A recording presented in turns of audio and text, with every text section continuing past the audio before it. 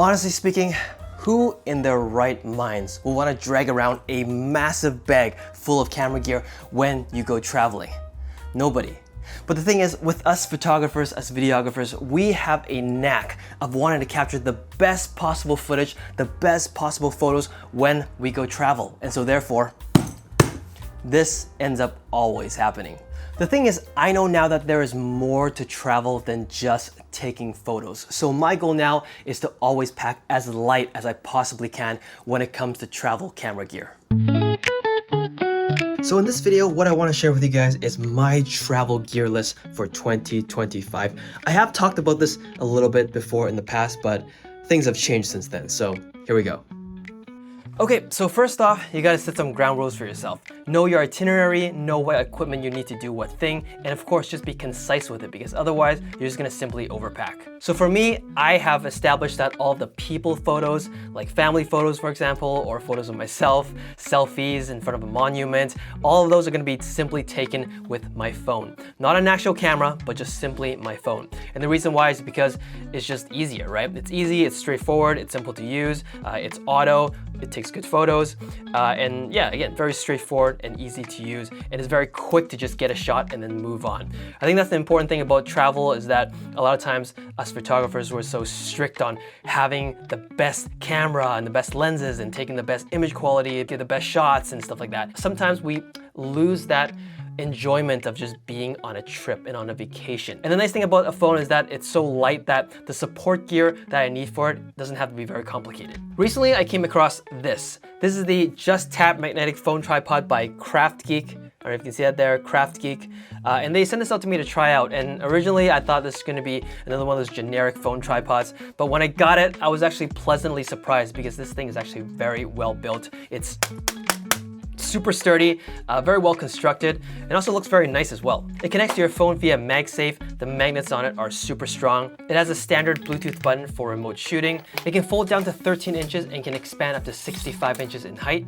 Oh, and apparently it can also do this. That is honestly super cool because when do we see a tripod that has a quick deployment button on the bottom like this one? So a really neat feature, a really good design, honestly. But be warned though, the first time doing it, be cautious because it can be a little bit unexpected. Okay. But yeah, this can support my phone, and because this is actually very sturdy, it's not like one of those generic tripods that easily flops over when you have it fully extended. Anyways, if you guys are interested, I have a promo code in the descriptions below. Go check it out. So in terms of a camera, yes, I'm still gonna be bringing a camera. I'm not unreasonable. My weapon of choice is still going to be the Panasonic Lumix GX85. I love this little guy. It's light, it's small, it's great for travel. Now I remember the last time I talked about this camera in my Micro Four Thirds video, a lot of you guys were very heated in the comments. You guys were saying how you don't think that this camera is relevant anymore and Micro Four Thirds is not relevant anymore. You don't think that Micro Four Thirds cameras are as small and as light as I say they were. Believe what you will, but personally I still believe that in terms of the compact size of the camera and the lenses, it's a good option for travel without compromising too much on the image quality. Now, of course, if you're gonna say that there's a lot of full frame cameras nowadays that are small like these kind of bodies, yes, I don't deny that. I mean, definitely technology has improved and advanced and a lot of full frame cameras can be maybe not as small, but pretty similar in size as this. Maybe not as light either, but similar in weight. But you can't deny that the lenses that you can get, equivalent lenses that you can get between the full frame versus the Micro Four Thirds are the same size because it's physically not possible. The sensor here is smaller, and so therefore the lenses doesn't need to be as large, it doesn't need to be as heavy in order to cover the sensor that's on here. So physically, this is always going to be a little bit smaller. Another point I do want to address as well is that a lot of people like the Fujifilm cameras because of the film simulation modes. People don't realize that these older other Lumix cameras also has a natural filmic look in the photos. They look fantastic. They're softer. They're not as hard on the edges. They have lower dynamic range, and so therefore it adds to that film look and film effect. And yeah, overall it just has that vintage looks in terms of the colors as well. Yes, you can't choose between Astia and Velvia, but naturally it has that vintage film look built into the camera. And so it's a good option for that as well if you guys like that look. So yeah, I encourage you guys to try this camera out if you guys get a chance to come across it in the used camera market. I'm pretty sure these cameras aren't really that expensive anymore, so it's a great pickup if you guys come across one. In terms of lenses, my go-to is always going to be the Lumix 20mm f2.5, I believe. I forgot what this was. f1.7, even better. The 20mm f1.7. This is one of my favorite lenses on this camera. It's super compact. It's not really that, tall or long at all. And it has the equivalent of a 40mm, which is a great walk-around lens. Perfect for general photography, and it's one of those things where I'm also not a huge fan of 35mm, but I love 40mm, and so this is like the perfect lens for me for this setup, and so this pretty much always lives on the camera itself. Another lens that I always bring with me is this 14mm. This one is f2.5. This one is indeed f2.5, 14mm, which is equivalent to a 28mm on full frame. This lens is great for street photography, or great for like if you just need some sort of wide shot of like a building or something like that. This lens comes in handy.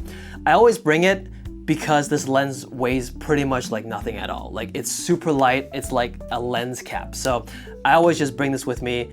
Recently, or I guess more recently, I picked up this one as well. This is the Lumix 12-35 f2.8. This is equivalent to a 24-70 in full frame terms. A great range for a zoom lens. It's a little bit heavier though. It's metal, and so it's like a little bit weightier. Not as weighty and heavy as an actual 24-70 on a full frame camera, but it is definitely on the weightier side compared to those lenses over there. And so I don't always use this, but I do find that I do tend to keep it in the bag just in case if I do need something that requires a zoom lens. Also, one more lens that I do want to pick up again. I've previously owned it, I've sold it, now I want to pick it up again, is the Lumix 45-150. It's a very sharp lens. It's a variable aperture lens, so it's definitely not a fast lens at all. I think it's like a 5.6 or something like that. It's a great lens if you need something that's just really far away, right? Because it's equivalent to 300mm. Not very often, so I sold it because I thought I didn't need it anymore, but I'm thinking more about it now, and I feel like that's a great lens to just keep in my backpack as well. Also, it's not very heavy, it's super light, so it's easy to bring around with you. One thing that I've more recently decided to add to my travel camera kit is an action camera. Now I have here the Osmo Action 4. You can go with a 5, or if you have an Osmo Pocket, that works great as well. But I decided to go with the action cameras because, well, I mean, if there's some sort of sporty scenario, like if I'm going swimming, I can kind of use this for that. But more importantly, if I ever travel, I kind of want to do a little bit of vlogging, at least casual vlogging.